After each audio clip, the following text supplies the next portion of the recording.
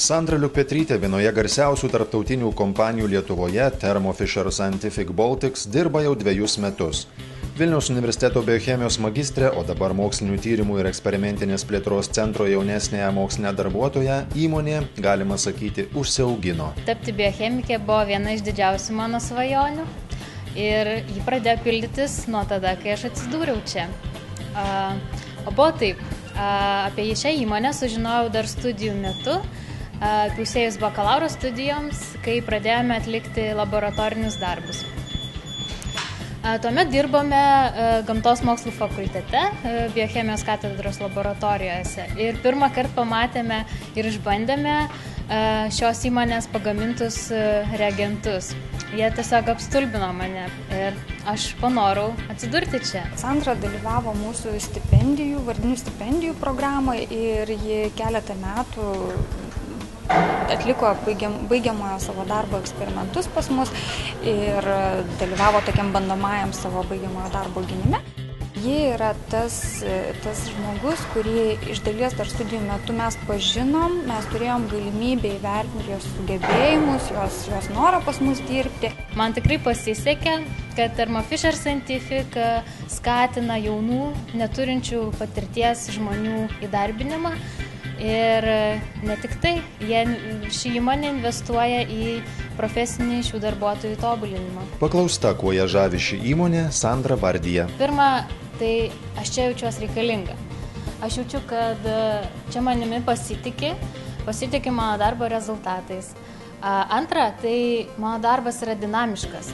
Aš nuolat turiu galimybių įsitraukti į naujų man įdomių užduočių įgyvendinimą. Man kolegos yra mokytojai, išklausytojai, priekaištautojai, netgi patarėjai. Sandra Liukpetrytė ne vienintelis jaunas žmogus visame pasaulyje garsėjančioje įmonėje. Molekulinės biologijos produktus skirtus gyvybės mokslų tyrimams kuriančioje ir gaminančioje įmonėje bei jos mokslinių tyrimų centre dirba 6 jos studijų draugai. Įmonėje per kelerius pastarosius metus įdarbinta kelios dešimtys darbo patirties neturinčių jaunų žmonių. Ir Sandrai, ir kitiems jauniems žmonėms garsi įmonė pirmąją darbovietę tapo dėl kelių priežasčių.